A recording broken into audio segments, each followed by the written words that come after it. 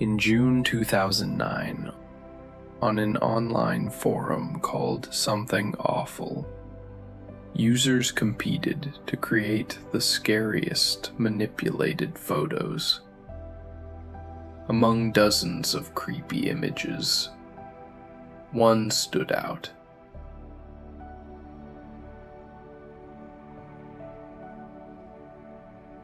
A black and white picture of children playing, but in the background, a tall, faceless man in a dark suit. His limbs unnaturally long, his body stretched too thin. He didn't belong there. And that was the point. The creator, Eric Knudsen, under the name Victor Surge, had given birth to Slender Man. The caption beneath the photo read, "We didn't want to go.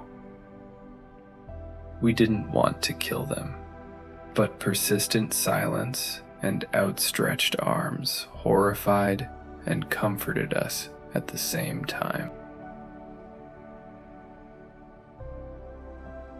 Immediately, the internet demanded more. Who was this figure? A ghost? A demon? An alien? The answer didn't matter. What mattered was the fear he inspired. The legend grew overnight. Users added new powers. He could teleport. He stretched his arms like tentacles.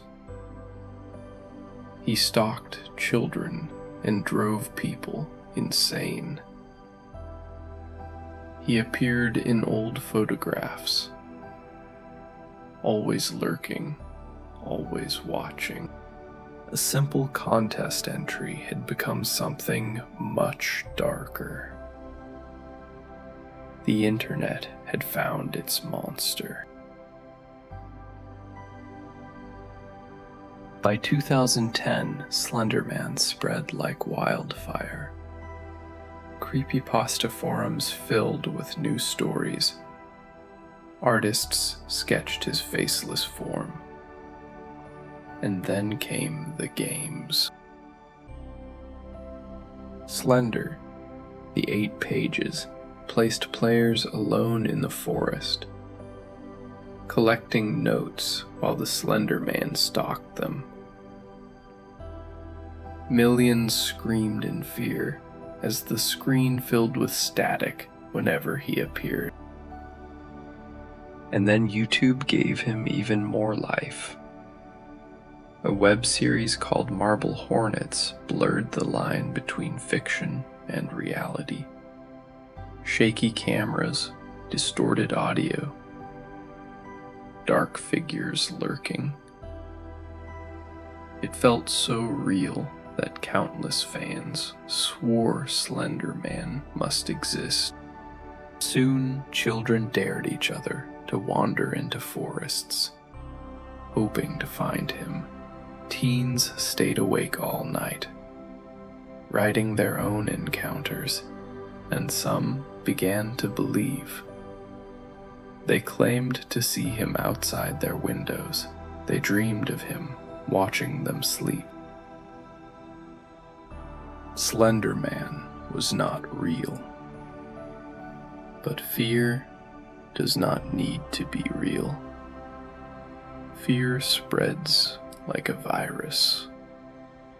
And by 2013, Slender Man had become one of the greatest monsters of the digital age.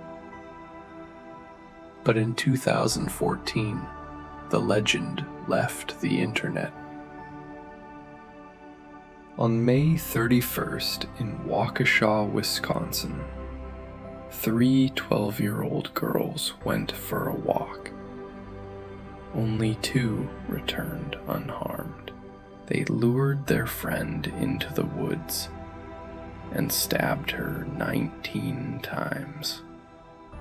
Somehow she survived, crawling to safety until a cyclist found her. But when police questioned the attackers, their words horrified the world. Somehow, she survived, crawling to safety until a cyclist found her. But when police questioned the attackers, their words horrified the world. They said they did it for Slender Man. They believed he was real. They believed killing their friend would make them his servants. They claimed he lived in a mansion hidden deep in the forest. News headlines exploded. Parents panicked. The faceless man had left the screen and stepped into reality. The trial revealed disturbing details. The girls spoke of hearing him, seeing him, feeling his presence. Psychologists debated delusion or obsession, but the truth was undeniable. A creature created online had inspired real violence.